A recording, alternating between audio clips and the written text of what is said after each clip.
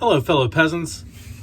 Today I'm going to be reviewing The Exorcist Believer.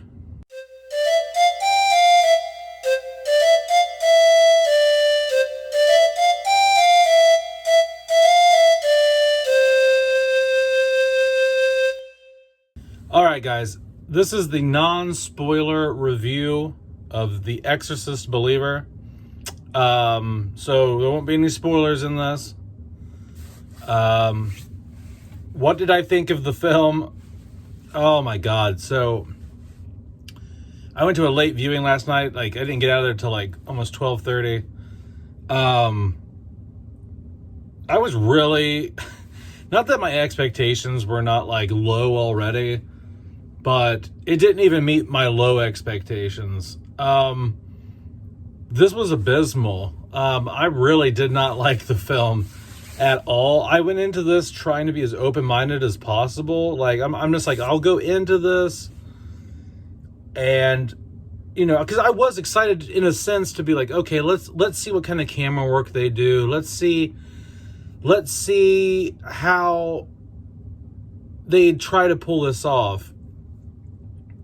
And it doesn't seem like they tried, really. I mean, like I said in the out-of-theater reaction, a lot of people said the first hour of this film is impressive.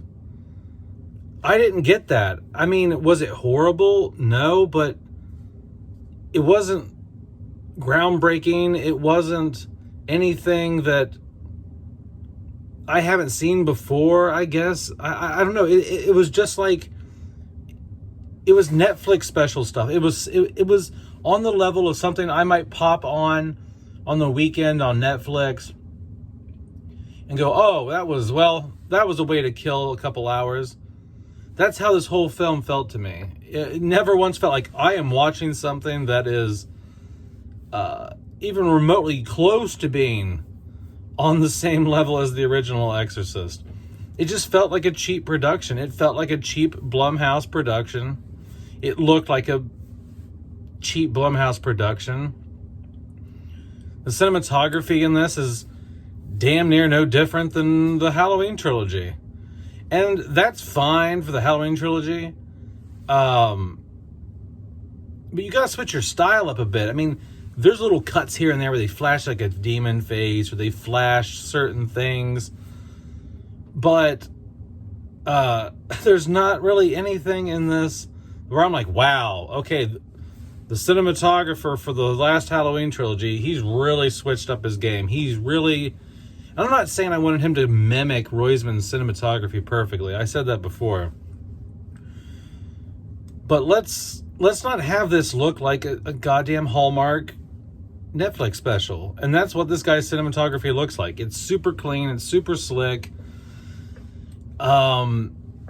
Not a lot of wide establishing shots. This guy is everyone's like this in the camera frame. And the background's super blurred. Looks like a 60-minute interview, if you've seen those recently. So let's get into what I liked and what I didn't like. What did I like? What did I like?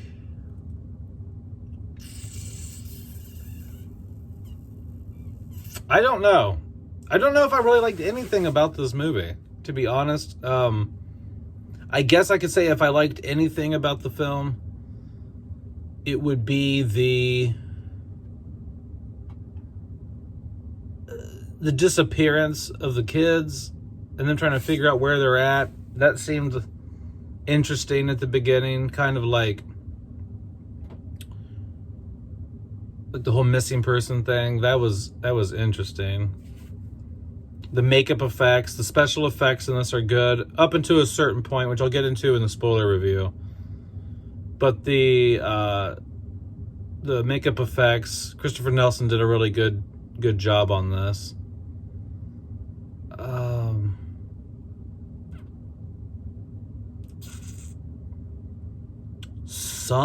Maybe a handful of shots here and there might have looked good cinematography wise.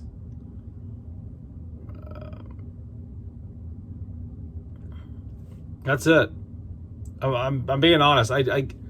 I'm really reaching here because I didn't care for the story.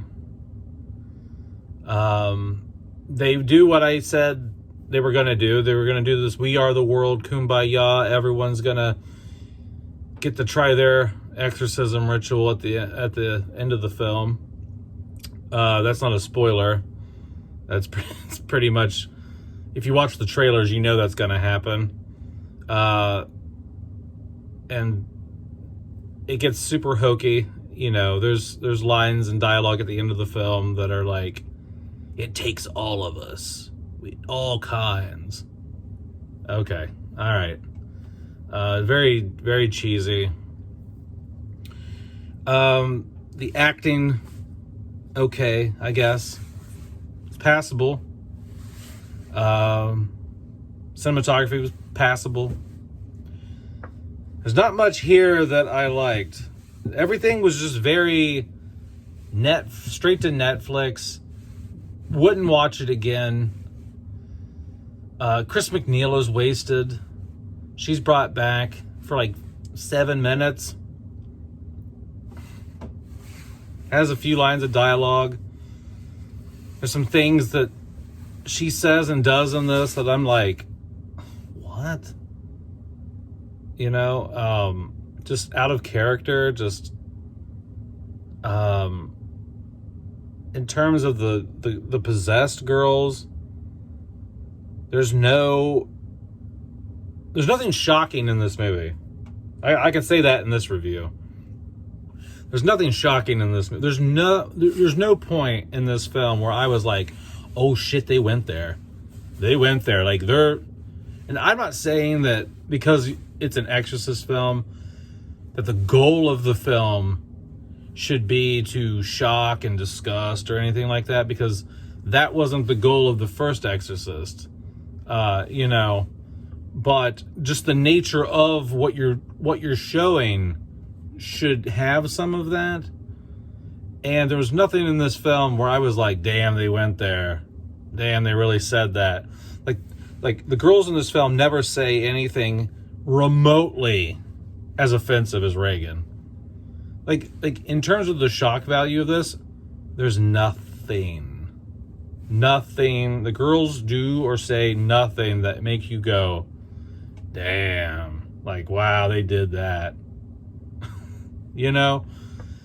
And I'm not saying you have to have that, but it was a very tame film. If this film didn't have like several F words thrown out through it, and some like sexual references and stuff, this would be a PG-13 film, like for real. Like this movie was like 3 F words and maybe one scene short of a hard PG-13 rating.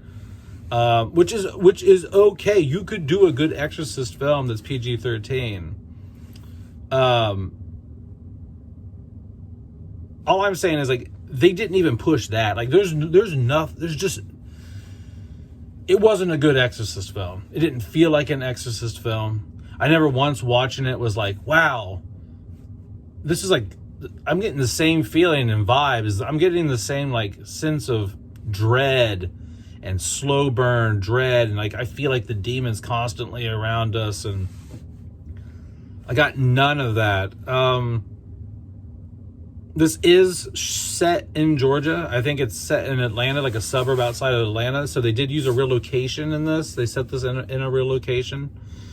The earthquake at the beginning is set in 2010, 13 years ago in Haiti, which there was an earthquake in Haiti in 2010. So they're placing real events and real places. But here's where I think they screwed up. And this is something I was hoping, because I knew they shot in Savannah and they shot in Atlanta. I was hoping they would use Savannah as the main town. If I was directing a sequel to The Exorcist, right, and I was going to film it in the South, in the U.S., I would totally use Savannah. Savannah is considered one of the most haunted places on the planet, right? So you've got like, so I would probably put the families living in, or like one family, not even just two. I personally, if I was doing a sequel, I wouldn't have done two families. I would have done one, and I probably wouldn't even have made it a kid. I would have made it like a spouse or something. You know what I mean? That gets possessed. And I would have shot it in Savannah, in like their historic district. So it has like some of that old school Southern charm, that nice haunted vibes, really show the mossy trees, with like the Spanish moss, and just get that atmosphere of like downtown Savannah, you know, at night. You could have a lot of nice, like, the atmosphere would just be fantastic. Good, and like, just good haunted, creepy vibes. That was a wasted opportunity right there. If you're going to shoot in Savannah and you're already going to be in Georgia, in my mind, as a director, I'd be like, oh yeah, we're going to shoot this film, instead of like in Georgetown, we're going to film in Savannah. We're going to get that nice historic district ghost vibe feel for this film. So they failed on that front.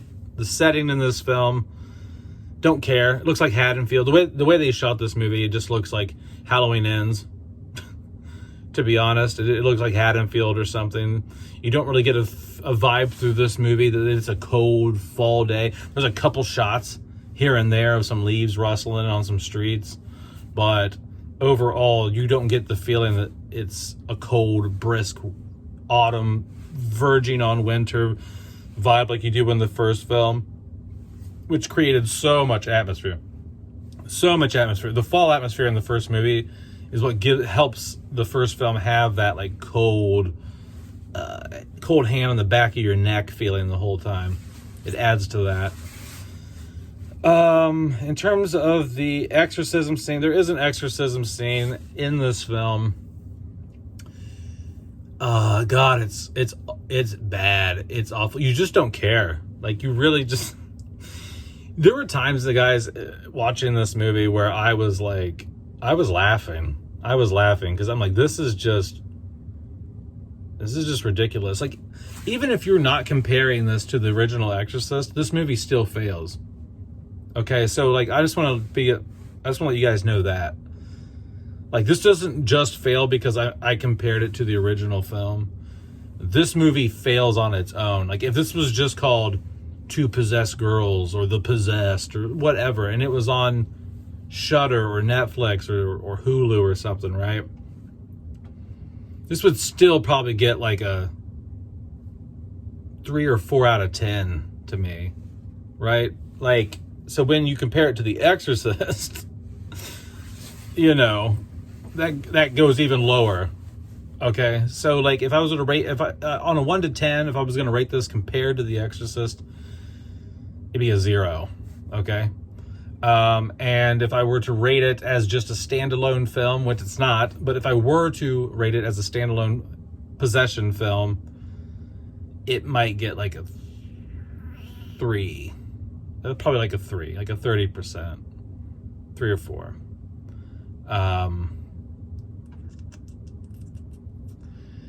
And making movies is hard. I don't think that David Gordon Green and his team didn't try. You know what I mean? I think everyone involved probably gave it their all. They felt they were doing their best.